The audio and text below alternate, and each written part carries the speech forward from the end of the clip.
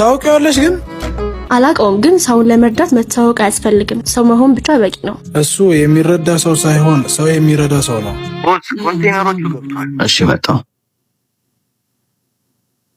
ወንድም አባት አንዴ ቁም። እንዴ ምን እያደረክ ነው? እየወጣሁ ነው።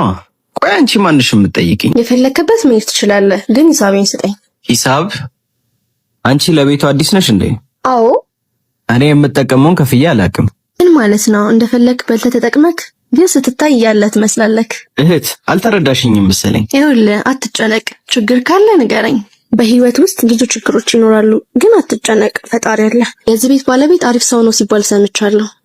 ግን ታውቂዋለሽ? እኔ አላውቀውም። ለቤቱ አዲስ ነኝ። ካገኙት እንዲረዳ እነግረዋለሁ። እናም የዛሬውን እኔ እከፍልልሃለሁ። እሺ አይዞክ። ና ማናጀሩን ላስተዋውቅ፣ እንዲረዳ ላድርግ።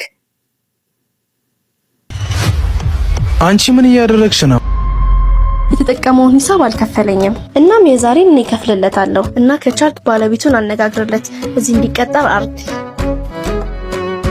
ታውቂዋለሽ ግን አላቀውም ግን ሰውን ለመርዳት መታወቅ አያስፈልግም። ሰው መሆን ብቻ በቂ ነው። እሱ የሚረዳ ሰው ሳይሆን ሰው የሚረዳ ሰው ነው።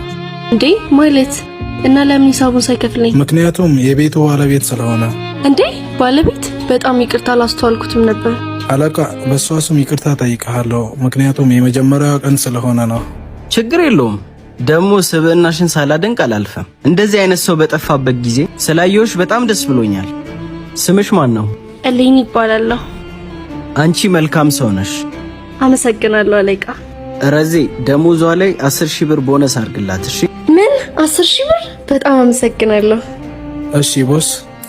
ሁሌ እንደዚህ አይነት ሰው ሁኚ። እሺ? ቀጥይበት። በጣም አመሰግናለሁ። መልካም ስራ ይሁንላት። እሺ